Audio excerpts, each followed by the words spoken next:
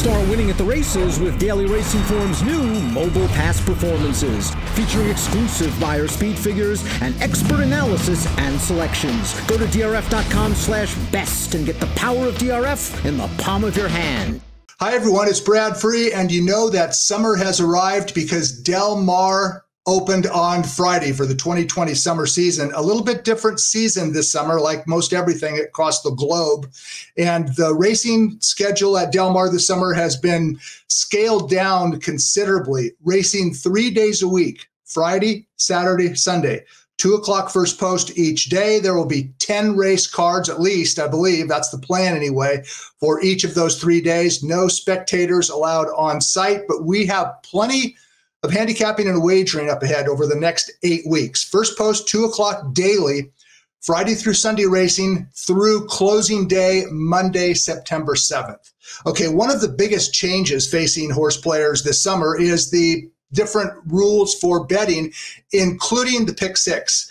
It seems like every time we change a racetrack, we have different pick six rules, and we have different pick six rules this summer at Del Mar, where it's a $2 wager on the last 6 races of the day. And isn't that just a gorgeous shot of Del Mar? Horses coming down the chute on the Del Mar turf chute. I love that shot. I love Del Mar, actually. It's a lot of fun. I look forward to getting down there again someday. The pick six rules change at Del Mar. It's a 70-15-15 split. And by that, I mean 70% of the net pool goes to 6 of 6 winners or carryover. 15% goes to consolation payoffs, and 15% is funneled into the single ticket jackpot. Now, that means on a normal daily basis, slightly less than 65 cents of every dollar wagered in the pick six is returned that day to bettors. 65 cents. That's an effective takeout rate of 35%, which is not quite as steep as the effective takeout rate at Santa Anita, which is approximately 44%. But a 35% takeout rate is kind of tough to beat, whether you're looking over the ocean at Del Mar or whether you're playing from home on a computer screen. So the exception to those are mandatory payout days, and there will be 2 of them, August 22nd, Pacific Classic Day, and also September 7th, closing day of the 2020 Del Mar Summer Meet. From a takeout perspective, the best bet on the wagering menu at Del Mar is the early pick 5, a 14% takeout rate. The $1 place pick all is back in action at Del Mar as well. So those are a couple of the highlights regarding the betting changes at Del Mar. As for the stakes race on Saturday, actually opening weekend in general, it's appropriate we're showing grass races here because all 3 stakes races on opening weekend, Friday, Saturday, Sunday, are on grass. The Oceanside Stakes on Friday, in which Hit the Road was expected to be tough. The Wickerr Stakes, that's the race we're going to be talking about. And on Sunday is the Oceanitas and Super Patriot among the early favorites for that race. As for the Wickerr Stakes on Saturday, it's a $65,000 stake. It's not a graded stake, and it's named after one of the original Del Mar horses for courses, a horse by the name of Wickerr, trained by Bobby Frankel. And he won 5 stakes at Del Mar from 1980, 81 to 82.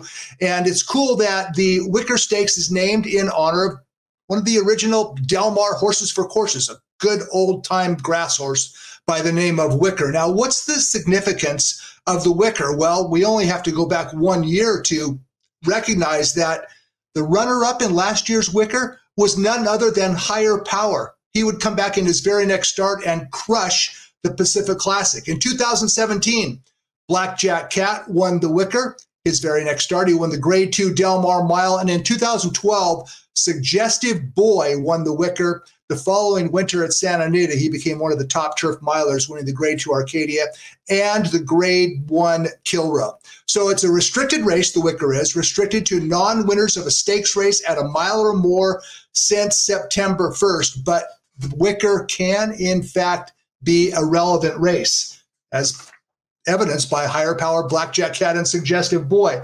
Now, as for the field in this year's edition, I'm not so sure if there are any superstars in the field, but it's a darn good field anyway. The favorite on the morning line is number 1, Kiwi's Dream, runner-up last time out in the Grade 3 San Francisco Mile. There's a couple of Grade 1 winners in the field. Number 4, Voodoo Song, whose odds will be 4-1 on the morning line, and Bolo, number 6, another grade 1 winner. I'm not sure if Voodoo Song and or Bolo are as good as they were 2 and 3 years ago. In fact, I'm relatively certain that they're not, which does not mean they can't win this race. They can. They have the back class. There's a 12-1 shot by the name of Suitor that we're going to talk about. Number 7, Suitor, third last time out in a grade 3. And the horse on the bottom, 7-2, second choice on the morning line, is number 9, Big Score, coming in off a long layoff for trainer Tim Yakteen. Okay, there's one thing that just stands out about the field, and that is an abundance of speed. Number 1, Kiwi's Dream. Number 4, Voodoo Song. Number 5, Bob and Jackie. And number 6, Bolo, all do their running on or near the front end. That's going to cause a very crowded scenario up on the front end, which doesn't necessarily mean that one of the 4 can't win the race. But in order to do so, they're going to have to ration their speed. Arguably the best horse in the race, and he had an excuse for his most recent start, is number 4, Voodoo Song. Now, the challenge facing Voodoo Song is that he has not won a race since August of 2018. That was at Saratoga. Let's go ahead and roll the tape on the 4-star Dave 2 summers ago at Saratoga, and that's Voodoo Song down on the inside, and they're supposed to swallow this guy up. He's a 6-1 shot. He's outclassed in the 4-star Dave. Here comes Delta Prince to his outside, but Voodoo Song, when he is at his best and allowed to be loose on the lead, this guy shows some grit. Now, this was 2 years ago. I understand that, but he showed some grit wiring the field at Saratoga. So he's been transferred to California and is now trained by Dick Mandela, previously trained by Linda Rice. And Voodoo Song, he had a good sprint prep, a sprint prep, 2 starts back. Last time out in the grade 1 Shoemaker, he broke from post number 4, and the horse to his immediate outside, War of Will, took a left-hand turn, slammed into Voodoo Song, and that was it. Voodoo Song got ticked. He took off. He went 21 and change, 44 and change. He was empty into the lane. Mandela said the Voodoo Song is a temperamental type of horse. And if something goes haywire, he's not as likely to respond as maybe some other horses.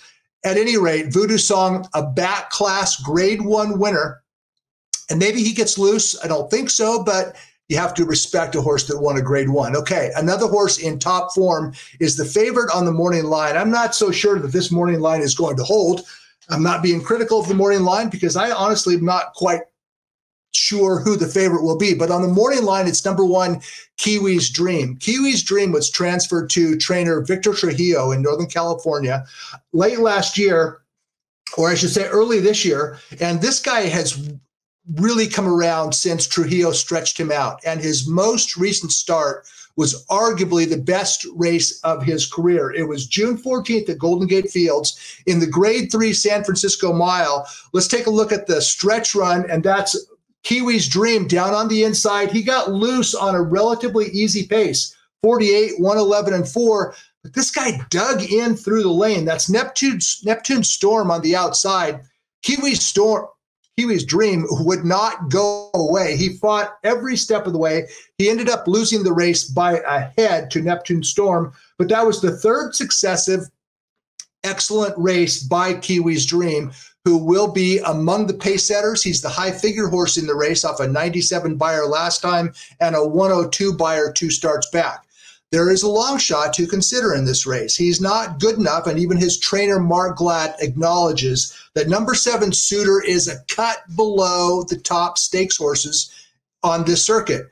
But what Suitor does have going for him is an excellent comeback prep race. It was a 3rd place finish last time out, June 21st at Santa Anita. Let's take a look at the stretch drive of the grade 3 American Stakes.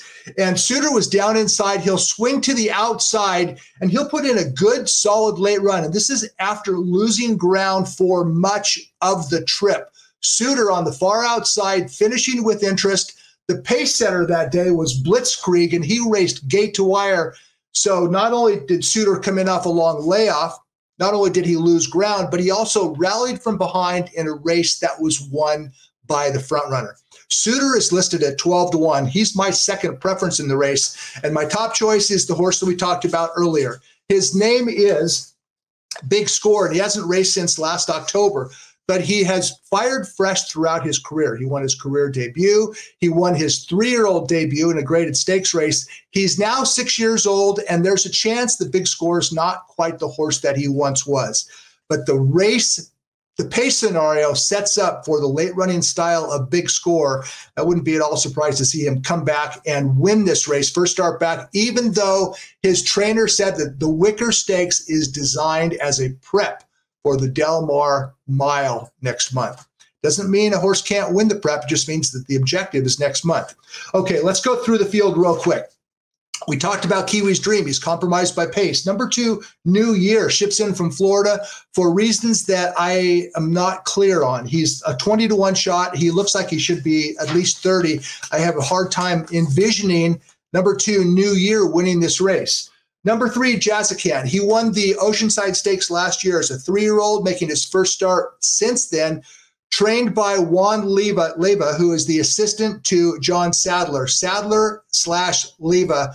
Their comebackers typically race their way into shape rather than fire first start back. I think this is a prep race for Jazzican. Probably the same thing that Big Score is doing, prepping for the Del Mar Mile.